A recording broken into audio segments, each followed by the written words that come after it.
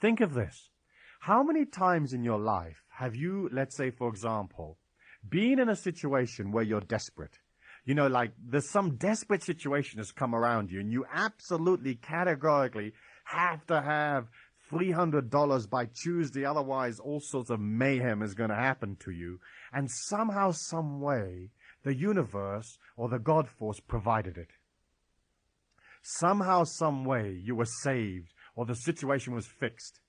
Okay, what created that? Was that some kind of sort of metaphysical breakdown service, or was it the God force with its sort of little breakdown service coming along and saving you because you needed it? No, it was the intensity of your need.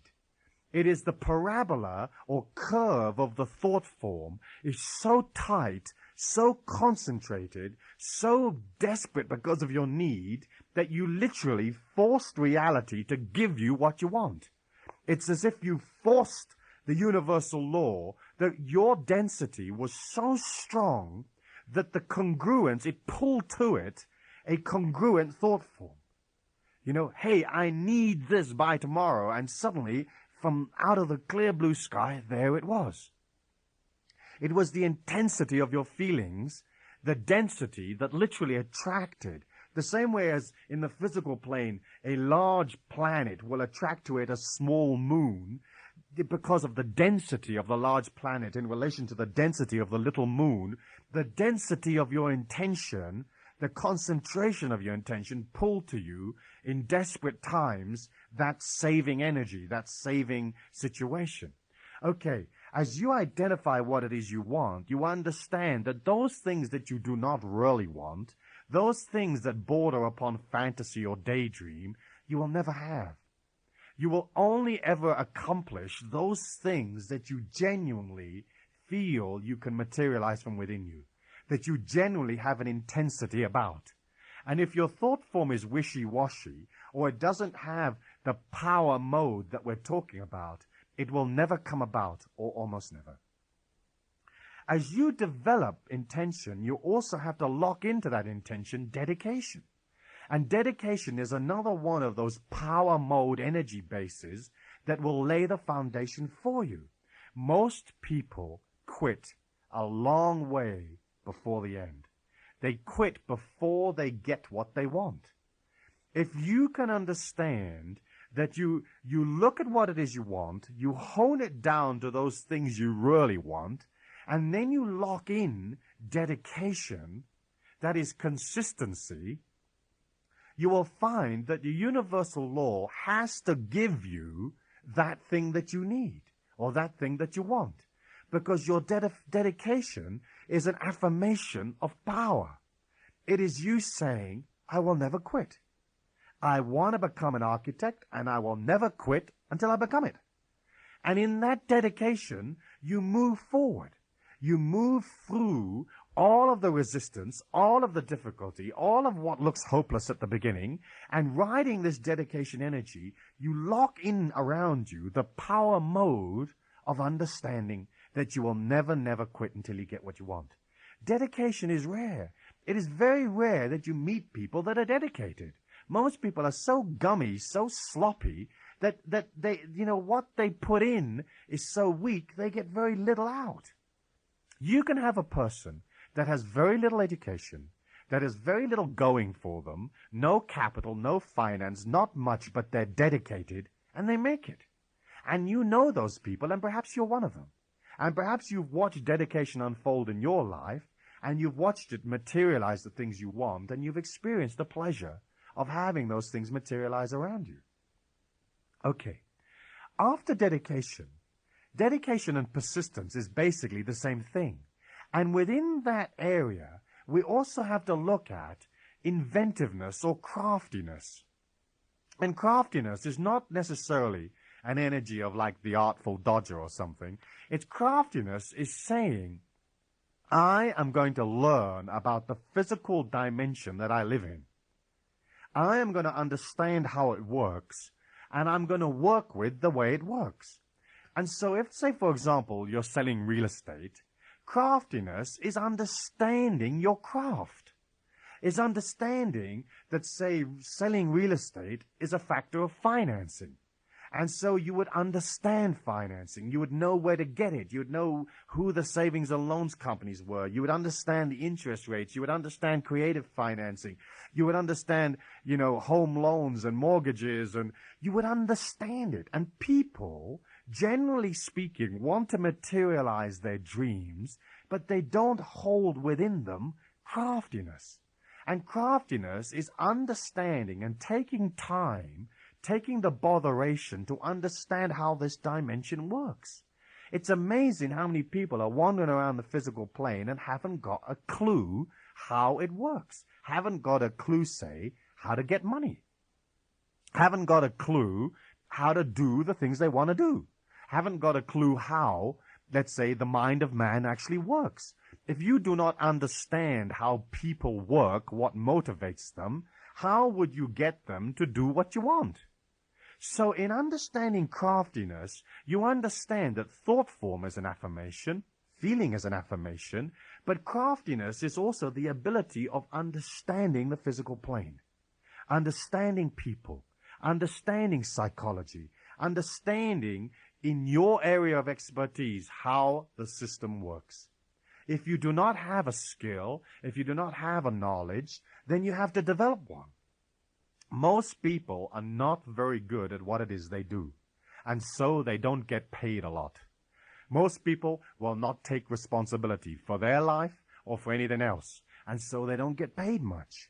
A person, let's say, like the chairman of a huge car company, who maybe earns $1 million, $1.5 million, $2 million a year, gets paid that kind of money because he or she is open and wide and big enough to accept the responsibility of something as big as that. You do not get paid for being little. You get paid for being big, for taking the responsibility of being big.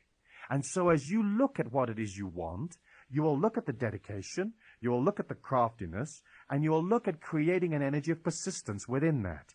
All of these things become affirmations of power. They become affirmations of dedication. Some years ago, I was with a group of guys, and there were about 40 men, and we were on a project, a building project in Southern California.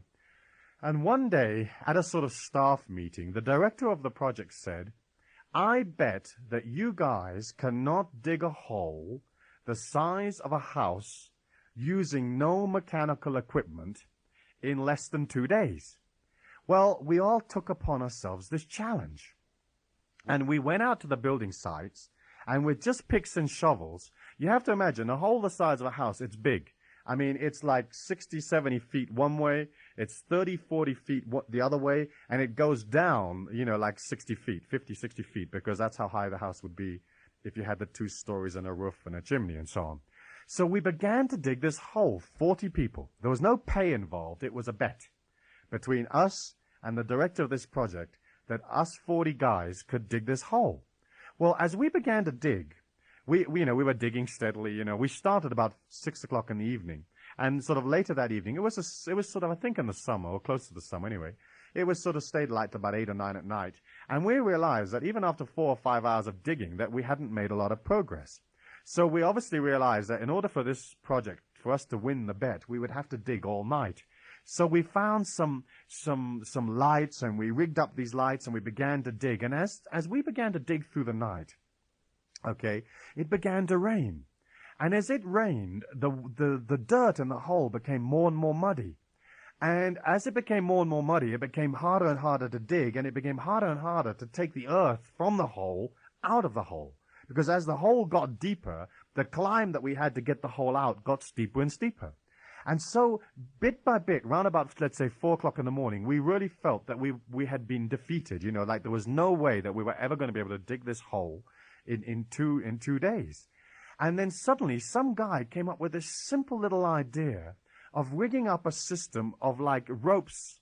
And so there would be one person would act as a mule, and he would be roped to the wheelbarrow, and he would haul the wheelbarrow, and somebody else would push. And with this sort of mule system, where you had a mule in the front hauling the wheelbarrow, we found that we could get the earth up out of the hole, even though it was raining. Well, by about 9 or 10 o'clock the following morning, it stopped raining. And we pushed with dedication, with persistence, and with the craftiness of this guy inventing this system with the rope and hauling the barrows up.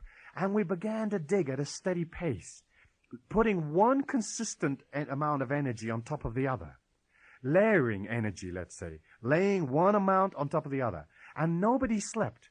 And from time to time, you would take a break, but you would go to the side of the hole there in the building site, and you would lie down in the sun for an hour or two and rest. But bit by bit, everybody became energized by the project.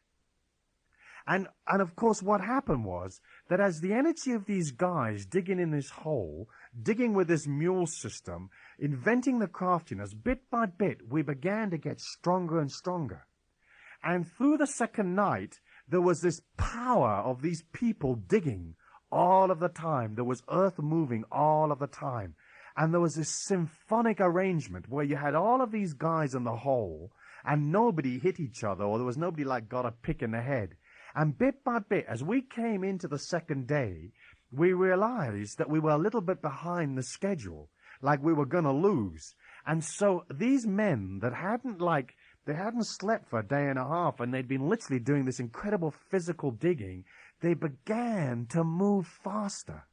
They began to lay power affirmation upon power affirmation.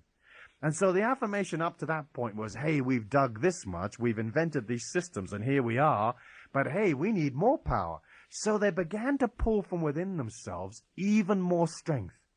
And they began to run. And it was almost like it would bring tears to your eyes, because it was so amazing to watch these guys so exhausted, but running. And the last 8 hours of this whole digging bet, or this whole digging enterprise, was done on the run. And in the last sort of 45 minutes, when the project was coming nearing completion, the speed that these men moved at was like literally almost at a sprint.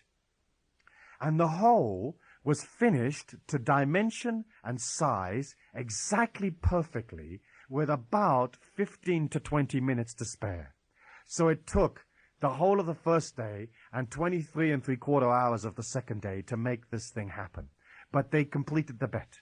They completed the whole. And as you look at developing power mode around you, you will find that as you layer thought form upon thought form, you will create around you energy. Then you may find that you have to pull from within you to create even more energy. But as you become energized, moving towards those things that you want, you will find that in moving towards them, using the craft that you have, understanding persistence and dedication, you will be able to materialize those things that you want. And coming into that understanding as you go, you will begin to feel a freedom. You'll begin to be able to say, I can do it. I can materialize those things I want. And basically speaking, you will experience your word as law. When you were a small child, you would come up with ideas. You would say, hey, I'm the big chief of the Uli-Guli tribe. And your dad would say to you, shut up and get in the car. And so bit by bit, you would create you would create an idea, and it would be knocked down. You would go out into life as a teenager, and you would create, let's say, an aspiration. Hey, I would like to do this. And suddenly you would be knocked down by society because you didn't have the qualifications, or you didn't have the wherewithal. And bit by bit, we lose the power within us that says, my word is law. In other words, if you say, I will dig this hole in 2 days, if you have created power mode around you, you'll dig it. If you say, I will write a hit record within 18 months, that is your word as law. And so bit by bit, as you develop power around you, you'll be able to say something and know that you have the wherewithal to deliver. Then when that thing gets delivered, you anchor it or lock it into your thought pattern or to the storage of the beliefs around you, and you say, hey, last year I said I could dig a hole in 2 days, and I dug it. This year I'm going to materialize a new car, and I know I can do it. And then when the new car comes, you build one affirmation upon the next, developing around you this energy of strength, of success, so that when you move out in a cautious, measured way, but you also know that you're going to win. You know that there may be ups and downs, and maybe at halftime you might be 15, 20 points down, but by the time the game's over, you'll win. And understanding this concept of you working with your consciousness, you'll be able to see more and more that within you, you create an idea, you voice that idea to yourself, hey, I will materialize this creativity. I will do this thing in my life. And then bit by bit, you will see it realized. And each time you take a thought form from within you, and you see it realized in the physical plane around you, that in itself begins to develop power mode. Power mode can be just small successes. It doesn't have to be some incredible thing. It can be just little things. You know, arriving to work on time, mowing the lawn, small triumphs. But as you begin to work with your word as law, you begin to celebrate your personal triumphs. And as you begin to celebrate those triumphs, you create around you the foundation. Then you can begin to use affirmations, and they will work.